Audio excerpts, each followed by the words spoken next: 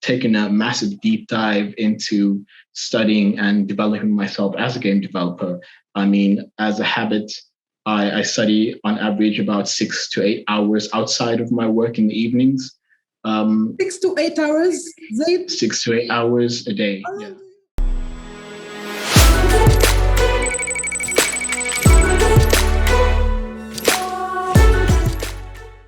Hey, what's up, you people? It's Johanna, aka Jojo.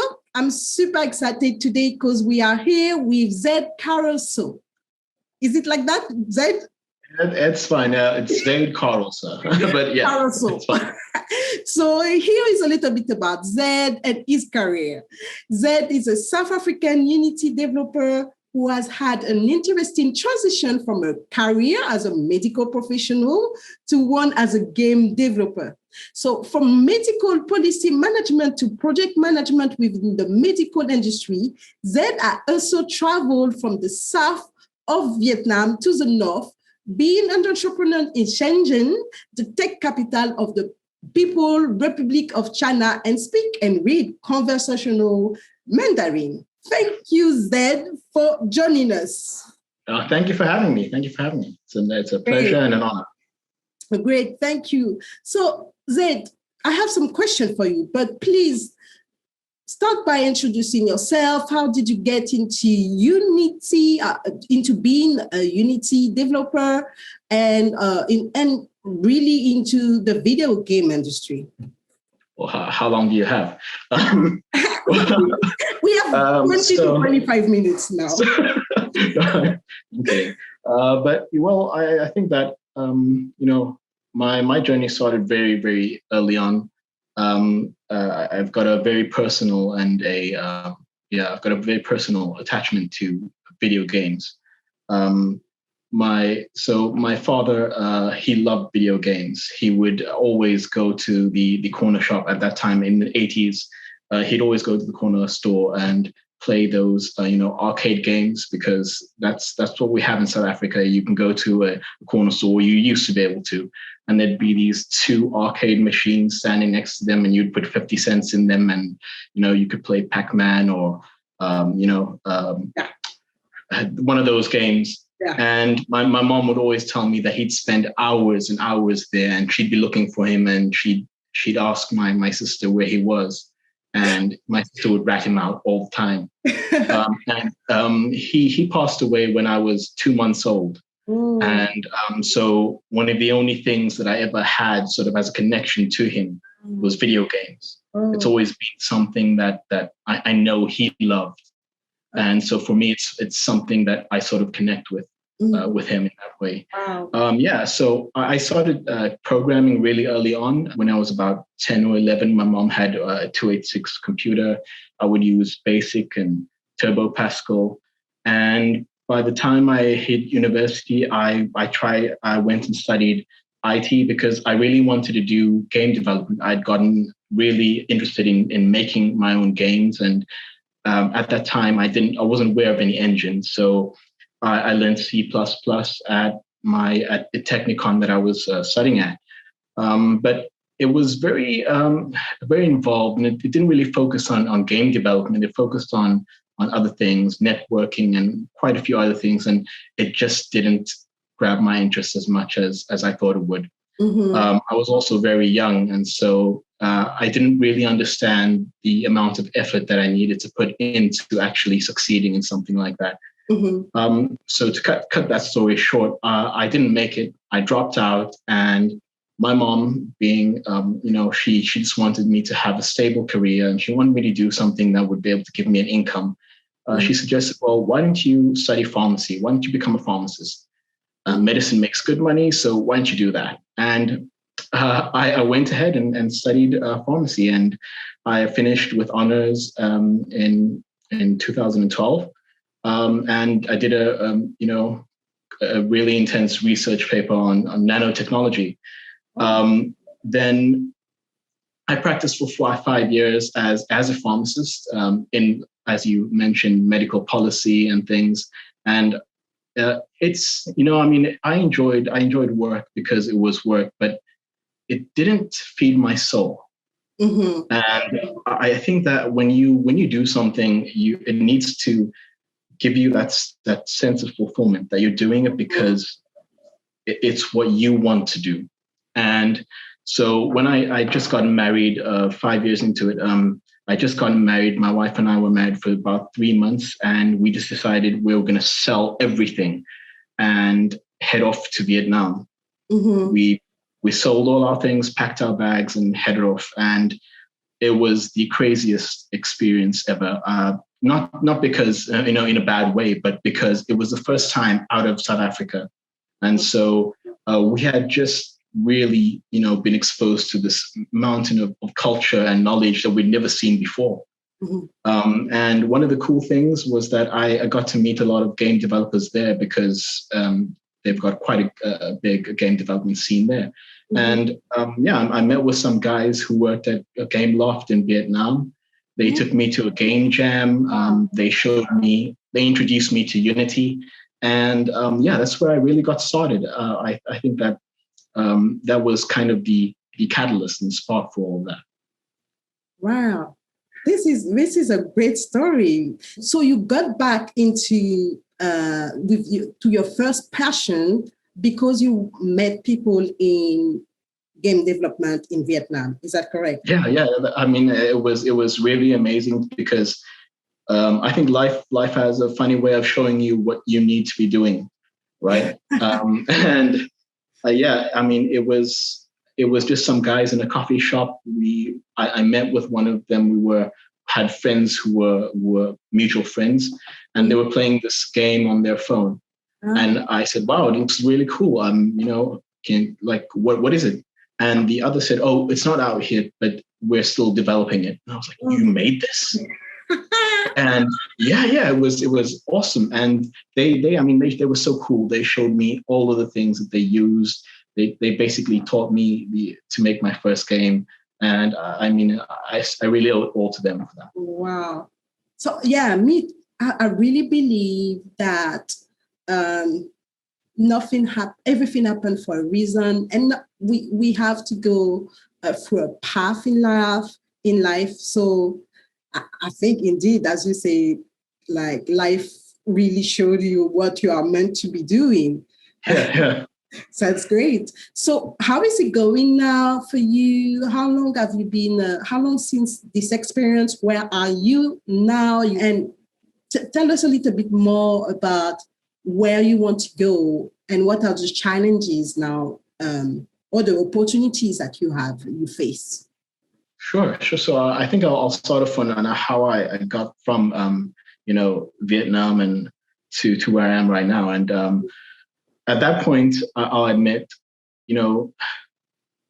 I was learning Unity, and I was learning to develop with Unity in a country where English isn't the first language for many people. Mm-hmm. So in terms of networking and attending events, it was cool to attend these events, but not all of them or not all the people that I met, spoke English as the first language. And so it made it hard to really have concrete connections with people, even though I did have a few good friends who were helping me. Mm-hmm.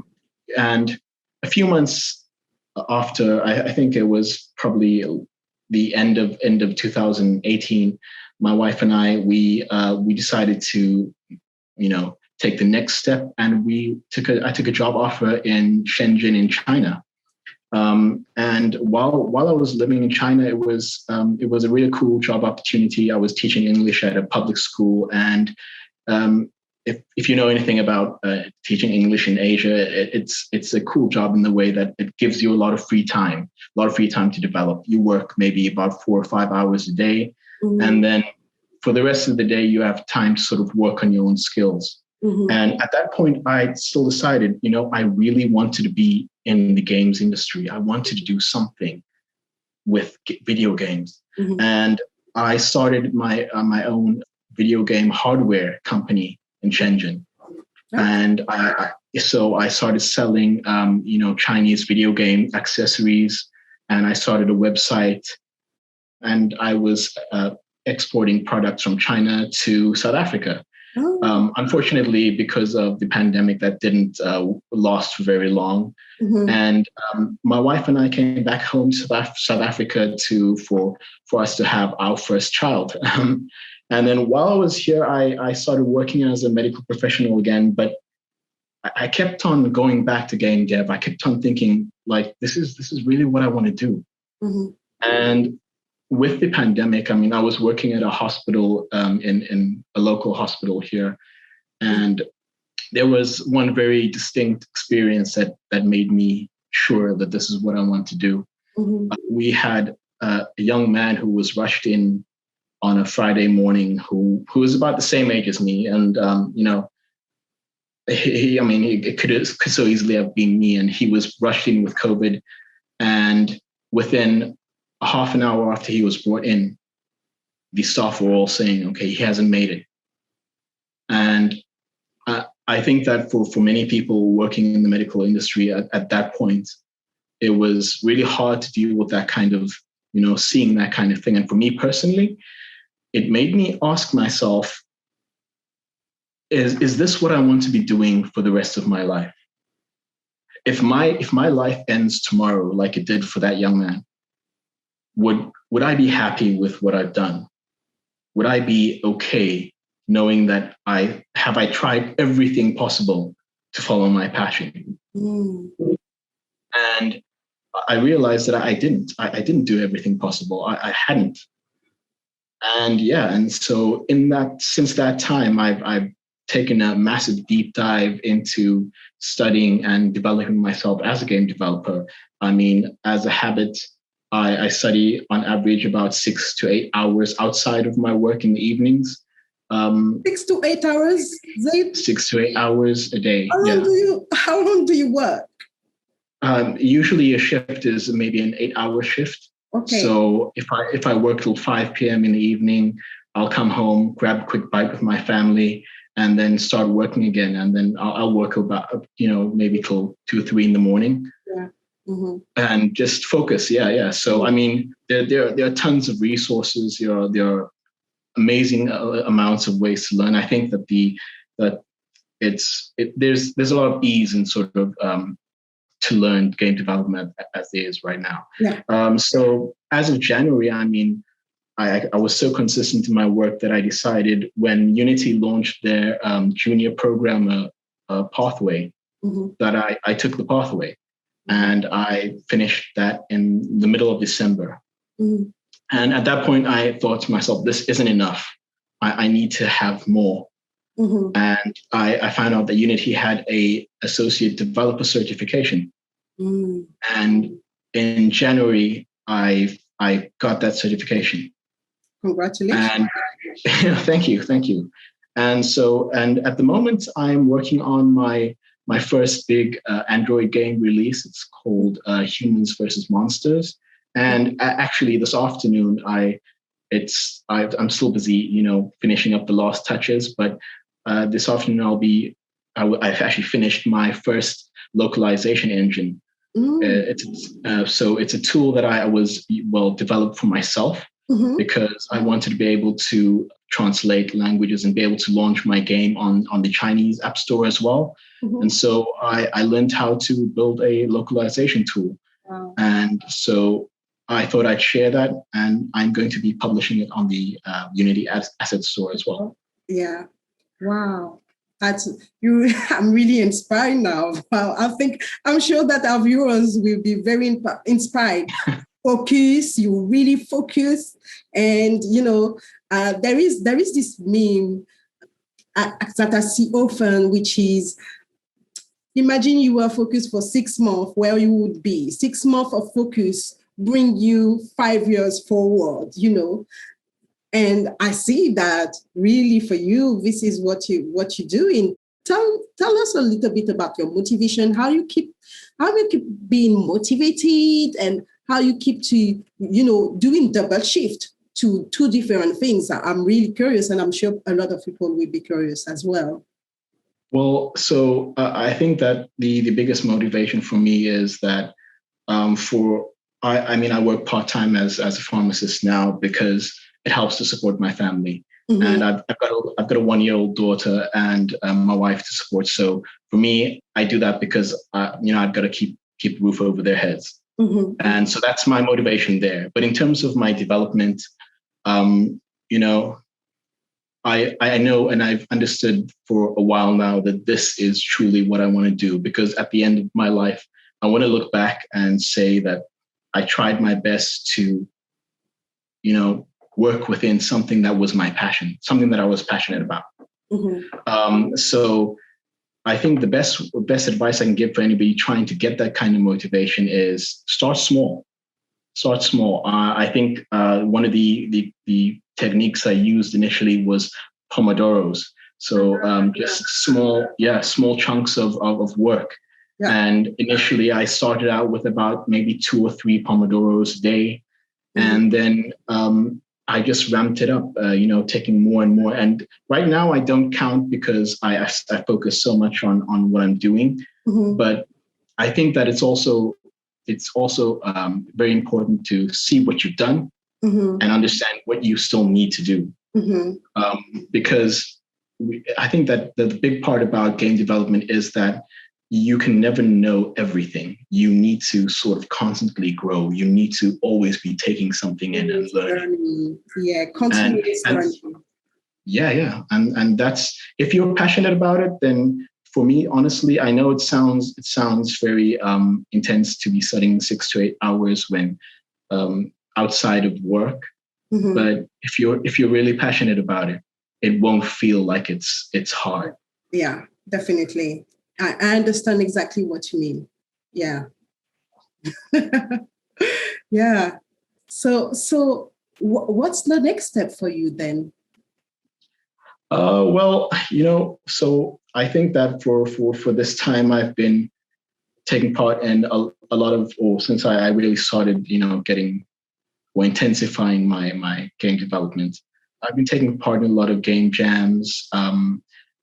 I think that right now I'm very focused on getting an app on, or my first big game onto the App Store, because as a double-edged sword, I am looking for a role in the game development industry, or in fact in real-time 3D for that matter, using the Unity engine. And so for me, getting an app onto the store is a double-edged sword in that I can do 2 things. One, if it does really well, then I've got a second or passive income. And the other side of that sword being, if it works really good and I manage to make a product that looks good and showcases my talent, then hopefully it will get somebody to notice my ability. Yeah.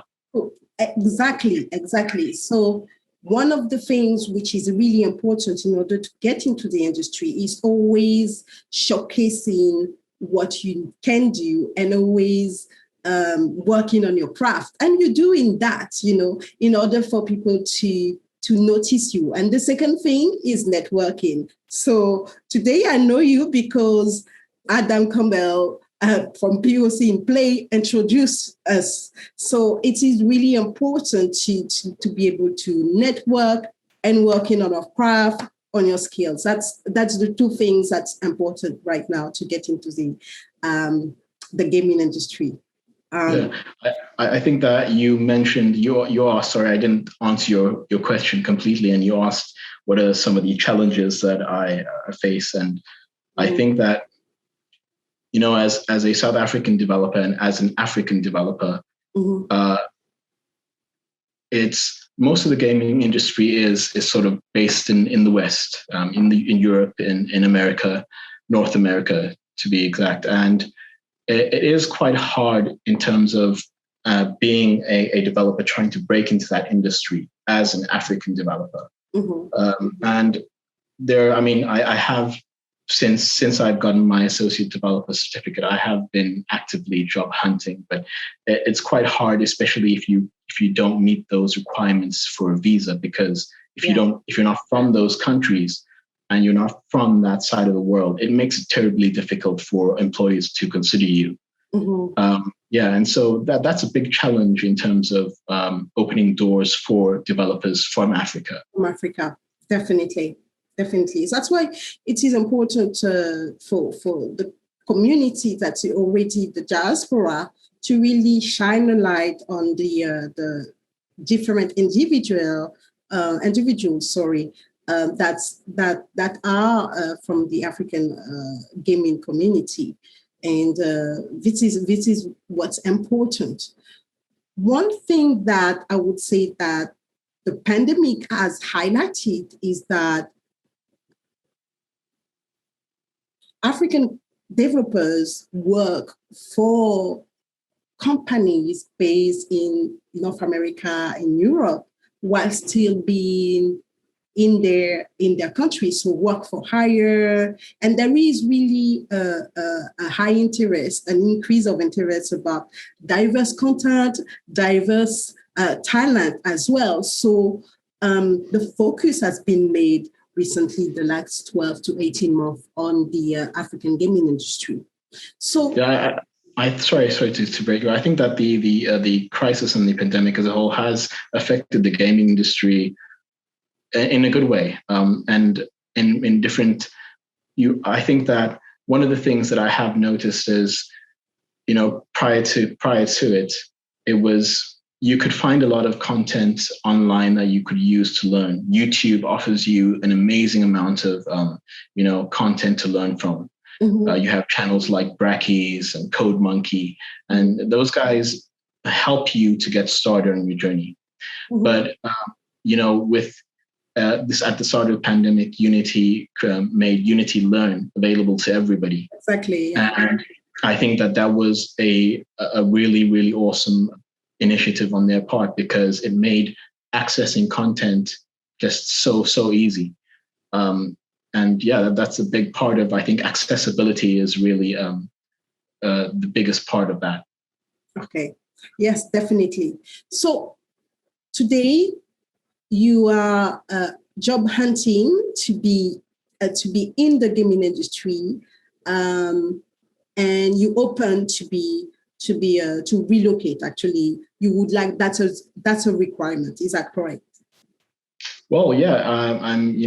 I think that the way I see it, remote work is really great. But if I think I can, the best way I can describe this is, I used to be in a band when I was a teenager, mm-hmm. and you can play guitar in your room, and it will sound really awesome. You can practice all you want, and it's great for you to sort of make your own music. But if there's nothing like being amongst a team and having that sort of interpersonal connection with them, yeah. Because that's not only how you bounce those creative ideas off of each other and you turn it into something 10 times better than what you started with, mm-hmm. but it's also how you grow. Yeah. And so I'm very interested and excited to be part of, that sort of thing. Okay. That's a great analogy, Zayd. And thank you on this analogy. Thank you very much for your time. Viewers, if you know someone who is looking for great, motivated, driven, innovative Unity developers, Zayd is available. He is willing to relocate. So his information will be in the description box. Do not hesitate to share, to subscribe, to like, and to comment. Thank you, Zayd, for your time. This is Johanna. Thank you for having me. Thank you. This is Johanna, aka Jojo. Bye.